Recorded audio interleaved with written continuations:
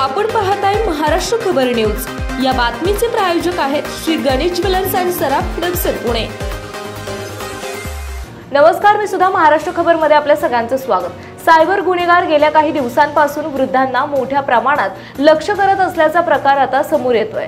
Cyber गुन्हेगार digital अरेस्टच्या नावाखाली वृद्धांना गंडा घालत आहे। मात्र आता या डिजिटल अरेस्ट प्रकरणामुळे एका वृद्ध जोडप्याने स्वतःला संपवलंय। कर्नाटकच्या बेळगावमध्ये एका वृद्ध जोडप्याने सायबर फ्रॉडच्या त्रासाला कंटाळून आत्महत्या केल्याचं समोर आलं। महत्त्वाची बाब म्हणजे आत्महत्या करणारी व्यक्ती महाराष्ट्र शासनामध्ये माजी अधिकारी होती। कर्नाटकातील बेळगावी येथे एका वृद्ध जोडप्याने डिजिटल अरेस्टला कंटाळून एका जोडप्याने आत्महत्या केली। वृद्धाची सायबर फसवणूक झाल्यानंतर सायबर गुन्हेगारांनी सतत धमक्या दिल्या होत्या। यानंतर मानसिक तणावामुळे वृद्ध दाम्पत्याने आत्महत्या केली। दिल्ली क्राईम ब्रँचचे अधिकारी असल्याचे सांगून आरोपींनी वृद्धाला खोट्या प्रकरणात अडकवण्याची धमकी दिली होती। आरोपींनी वृद्ध दाम्पत्याकडून 50 लाखांहून अधिक रक्कम लुटल्याचा अंदाज आहे।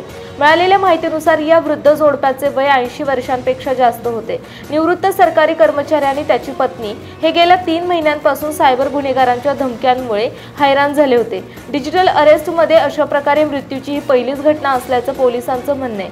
83 वर्षीय डिएगो सॅटन नाझरेथ आणि त्यांची पत्नी फ्लावियाना यांचे मृतदेह बेळगावी येथील खानापूर येथील त्यांच्या राहत्या घरी आढळून आले।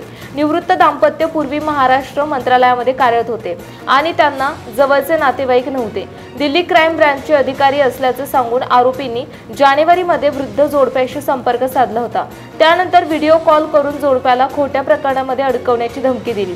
तुमचा मोबाईल आयडी आणि कागदपत्रे काही गुन्हेगारी कृत्यांमध्ये वापरली गेली आहेत, त्यामुळे तुम्हाला 5 लाख रुपये द्यावे लागतील असं वृद्ध दाम्पत्याला सांगितलं। घाबरलेल्या दाम्पत्याने ही रक्कम आरोपींना दिली। मात्र त्यानंतर धमक्या आणि पैशाची मागणी वाढत गेली। आरोपींनी वेगवेगळ्या बहाण्याने त्यांची 50 लाखांहून अधिक रुपयांची फसवणूक केली। मात्र त्यानंतरही हा प्रकार थांबला नाही आणि दाम्पत्य मानसिक तणावाखाली गेले।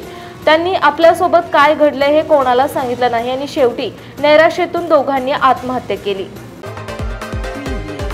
आपण पाहताय महाराष्ट्र खबर न्यूज। या बातमीचे प्रायोजक आहेत Shri Ganesh jewellers and Saraf products Pune.